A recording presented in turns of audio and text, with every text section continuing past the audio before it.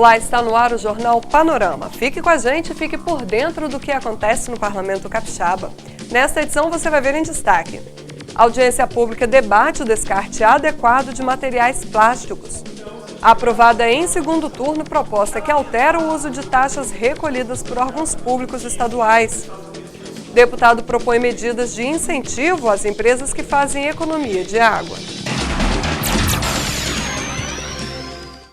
Nesta quarta-feira, além da sessão ordinária, os parlamentares realizaram uma sessão extra e aprovaram 5 propostas. A repórter Gabriela Zorzal acompanhou as atividades em plenário e traz os resultados dos trabalhos para a gente.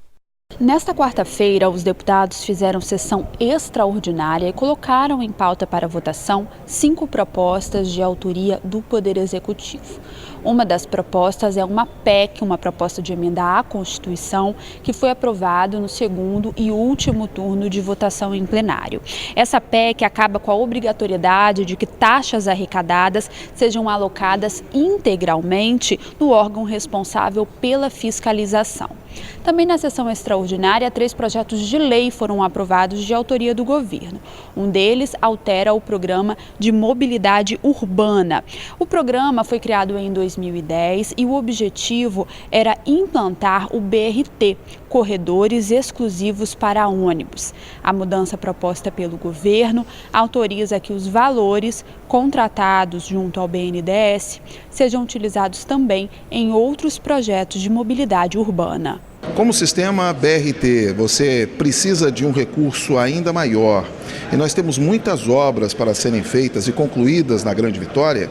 O governo do estado achou interessante alocar esses recursos ao invés do BRT. Eu conheço o BRT em outras cidades, como o caso de Belo Horizonte, demanda muito dinheiro, muito investimento e muitas obras. Então, o que o governo achou necessário? Investir em outras áreas de mobilidade na Grande Vitória. A Leitão da Silva, que já tem obra para ser entregue a sua primeira fase, o Portal do Príncipe, na chegada de Cariacica e de Vila Velha, ali na região da Ilha do Príncipe. Também dinheiro para Leste-Oeste, José Sete em Cariacica. Recursos para a melhoria do sistema Transcol, recursos na ampliação e na melhoria de ciclovias na Grande Vitória e até mesmo recurso para corredor exclusivo de ônibus. Como seriam esses corredores exclusivos? São nas principais avenidas da Grande Vitória, você ter à direita uma faixa exclusiva para ônibus, para que a gente possa ter uma fluidez no transporte coletivo. São medidas importantes do governo do estado, obras que estão já na sua fase de conclusão e nada melhor que utilizar esse recurso na aplicação destas obras na mobilidade urbana na Grande Vitória. Este projeto de lei do governo foi aprovado em plenário, mas recebeu críticas e o voto contrário do deputado Sérgio Majeski.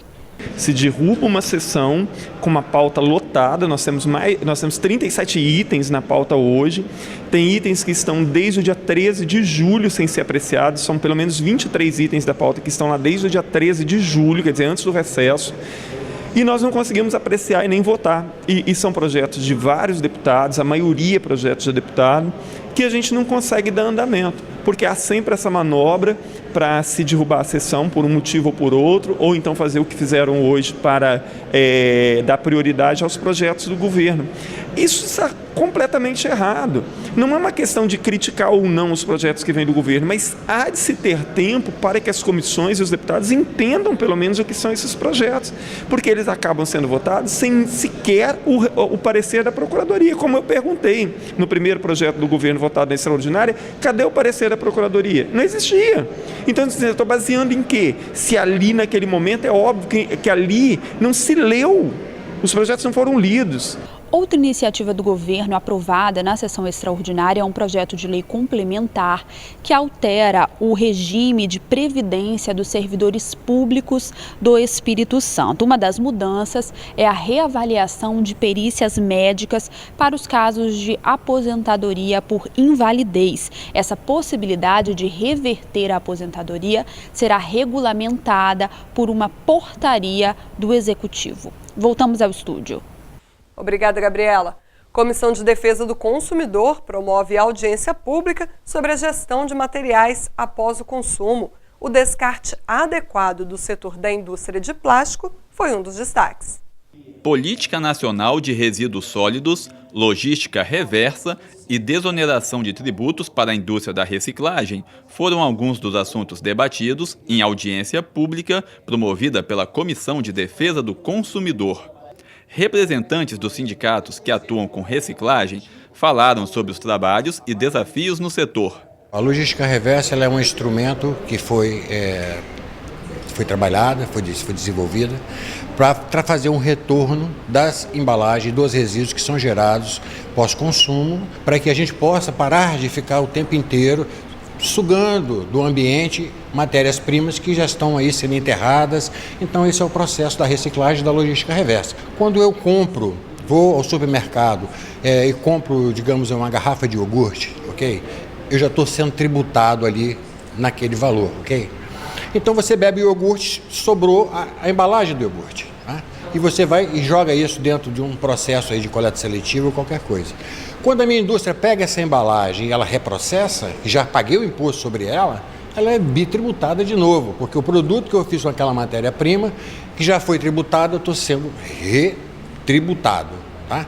Esse é um processo que complica, né, que inviabiliza até a questão da própria reciclagem, da própria logística reversa, porque a própria lei diz que a logística reversa ela precisa ser implementada desde que seja viável, né? Então, o governo, no processo de tributação normal, precisa dar uma olhada para essa questão, se ele de fato tiver uma intenção de implementar isso no nosso estado, senão fica parado como está hoje. Araújo propôs a criação de uma entidade sem fins lucrativos para fazer o gerenciamento dos resíduos no estado.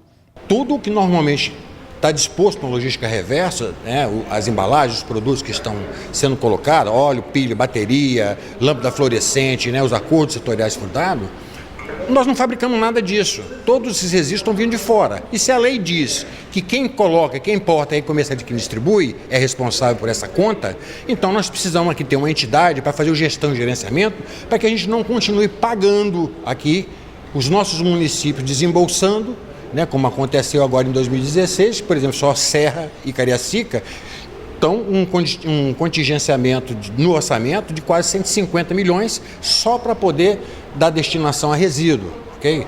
Então essa entidade ela é uma entidade que primeiro ela vem tentar aglutinar todas as entidades, pessoas que estão trabalhando de forma isolada e desconectada, para que a gente tenha um único local, um único fórum, que a gente possa sentar juntamente com as entidades empresariais, os seus sindicatos que fazem representação e que a gente possa discutir e definir juntamente com o Ministério Público, com o Governo do Estado, através da SEAMA, como é que a gente vai resolver o problema de resíduo no Espírito Santo.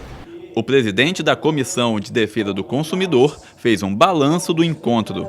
Palestrantes ótimos, de São Paulo, daqui do Estado, integrantes do IEMA, integrantes do PROCON, integrantes da Confederação Nacional da Indústria, que palestraram e mostraram a necessidade de termos um zelo com uma coisa pública e zelo com o descarte dos materiais utilizados.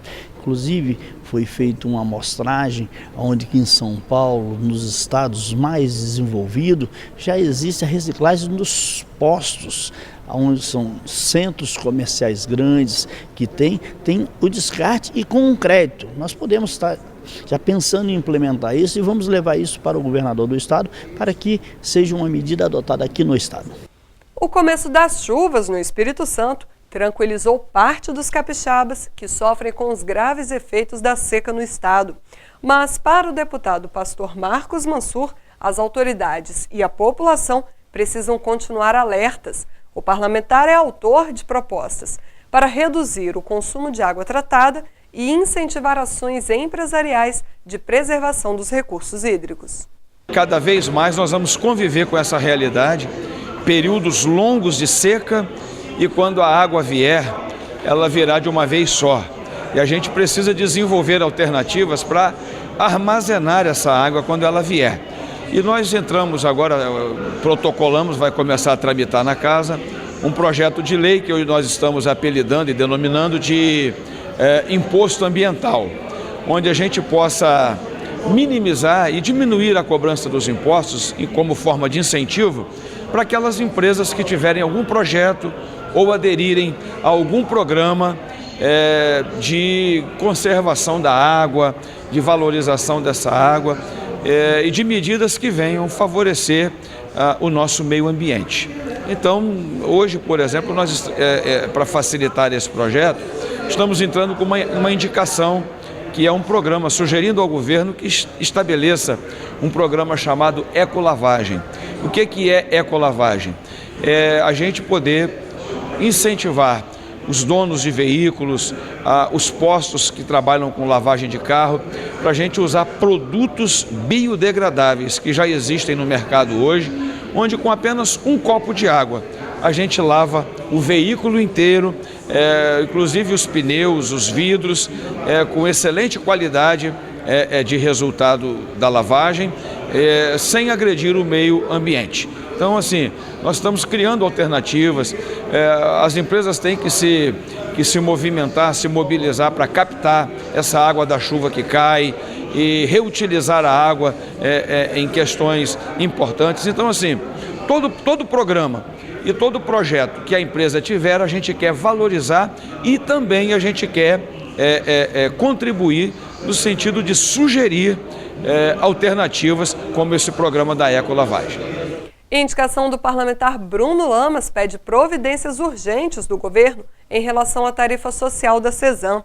O objetivo é que sejam criados critérios especiais para os contribuintes de baixa renda quitarem débitos de água e esgoto. Bom, existem famílias vivendo com muito pouco, uma renda baixíssima. A Cesan tem a tarifa social, uma tarifa criada pelo governo do estado, diferenciada, para poder beneficiar e ajudar justamente essas famílias. Ocorre que muitas estão inscritas em dívida com a Cesan. E como estão inscritas em dívidas, não têm direito aos benefícios da tarifa social. Eu defendo uma anistia total a essas dívidas para que a Cesan possa voltar a ter essas famílias como cliente em uma tarifa social com mais possibilidades, com mais flexibilidade. Então, já que não posso fazer isso através de um projeto de lei, apresentamos uma indicação ao governo do estado, eu procurei a Cesan hoje conversando, que tem interesse na questão, porque ela volta a operar para essas famílias, ela volta a tê-los como cliente, em condições, como eu disse aqui, repito, melhores. Então essa é a nossa intenção, é esse diálogo que nós vamos estabelecer com o governo do estado em defesa das famílias que mais precisam do poder público, no caso aí da Cesan, que leva água, e a água é vida e leva coleta de esgoto, que significa saúde, mais saúde para as famílias quando o esgoto é devidamente coletado. A preocupação com o alto número de brasileiros desempregados continua na pauta do Parlamento Capixaba. O deputado Luiz Durão fala sobre as consequências das baixas no mercado de trabalho. Segundo o parlamentar, o governo federal deveria adotar medidas de assistência para quem está sem emprego. Hoje nós temos mais de 13 milhões de trabalhadores sem empregos, perderam seus empregos, e que esses trabalhadores tanto contribuiu para o desenvolvimento do nosso Brasil. E hoje eles estão desempregados. Já terminou o seguro-desemprego. Como que ele vai sustentar a família? Procura emprego e não acha. Então o governo federal, que tem esse controle, poderia fornecer a cada trabalhador que terminou o seu seguro-desemprego uma cesta básica até ele arranjar outro emprego. Porque nós estamos vendo aí pais matar filhos e suicidar, nós estamos vendo pais suicidando, nós estamos vendo famílias sendo desmanteladas e muitas vezes os pais fazendo o que não gostaria de fazer para levar o sustento para o seu filho. Então essas pessoas que ajudaram esse país precisam ser olhado de outro jeito.